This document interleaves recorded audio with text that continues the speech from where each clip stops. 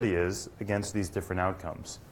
You look at that probability, and let's say it has to add to 100% because you want to establish probability across these outcomes, and there should be a zero outcome because there is always the chance that the startup will be worth zero. And so let's say there's a 10% chance of that, a 5% chance at a billion, a 15% chance at 100 million, and a 70% chance at 10 million, which adds up to 100%.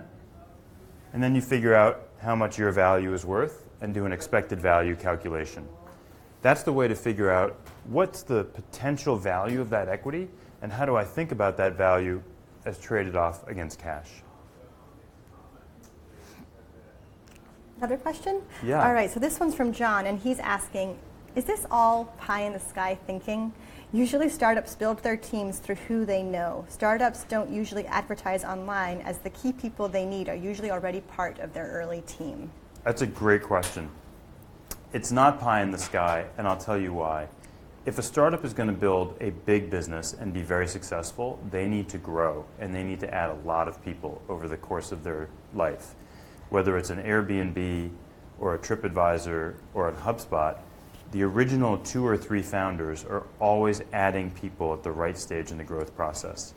And yes, it's true that startups like to work with people in the earliest days that they are comfortable with and that they know. And that's why I say get a warm introduction. Because if you're a talented executive, a talented manager, and you can navigate your way into a startup, and you can come delivering true value add, they're going to want to hire you, whether they have experience with you or not. They'll be comfortable because of the warm introduction, so the quality of that connection really matters, but they'll really value you based on the gifts that you come to the table with. Time for another question? Yes, another question. So this one is, let's see, we'll take one from Simmerit, and he's asking, you mentioned the Wall Street Journal test. Should one have more than one idea? Should one consider a multiple valuation factor before picking one path? It's a great question. So I feel like with respect to domains, you really can only deeply research 2 or 3 at any given time. And so I recommend restricting yourself to 2 or 3 top domains. In terms of city, if you have the flexibility, I would say pick no more than 1 or 2 with a preference to 1. In terms of stage, I would say choose one of those stages because the requirements are so different for each of those 3 stages. And then for pick a winner, pick as many winners as you can find.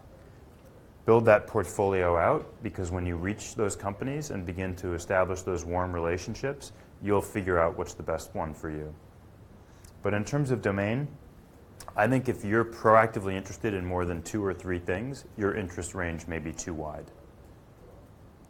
Let's take another question. Okay. Why don't we take maybe just a few more? This one is asking, what should you do if you don't live in Berlin, Tel Aviv, Silicon Valley, Shanghai, or Boston, and you want to join a startup? Yeah, that's a great question, and I know it's one that many people struggle with. My recommendation is go through this whole methodology and then navigate your way to a handful of winners, find that warm introduction point, and then try to work remotely or convince them that you can work remotely. Remote working is more popular now than it ever used to be. It is difficult in a startup because it's so dynamic and fast moving, but if for personal reasons you have to live in a particular geography that's not a great startup ecosystem, there are ways to get around it. And I'll give you a good example of that. I had worked with an executive who was a product leader in one of my companies who married a Greek woman. And his wife said, we're moving to Greece. That's just the way it is. And so he moved from Boston to Greece. Now, Greece is not exactly a hotbed of startups. No offense to anyone here who is from Greece. But he was able to figure out a way to remain as a product leader and eventually vice president of products remotely. He would come to the US a week a month. He worked very hard to stay remote on US hours. And he managed to very effectively run the product organization from Greece. What made that work was he had relationships previously. So again, the warm introduction, the warm relationships, the history of trust. And because of that, he was able to work remotely in a very effective fashion. Let's take another question. All right, maybe two more. So this one's from Mike, and his first question we've covered a little bit, but the second one I found interesting. His question is, when first looking for work, would you recommend learning by creating your own startup or joining an established firm?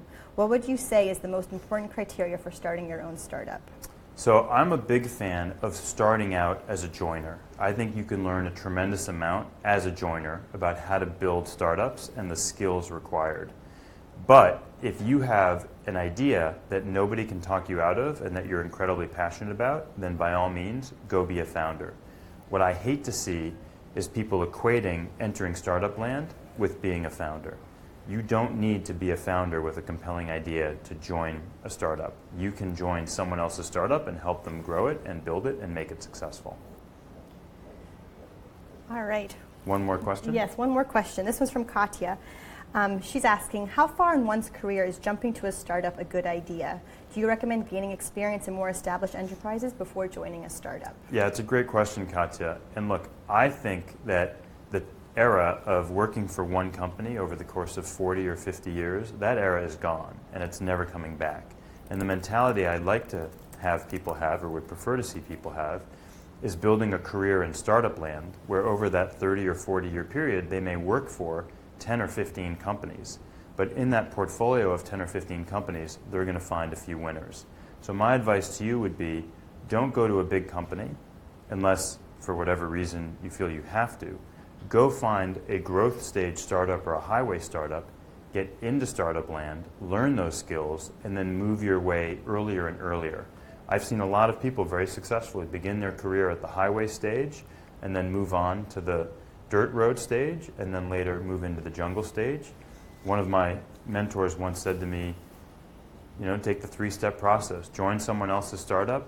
Step 2, be an executive in someone else's startup. And step 3, have it be your own company.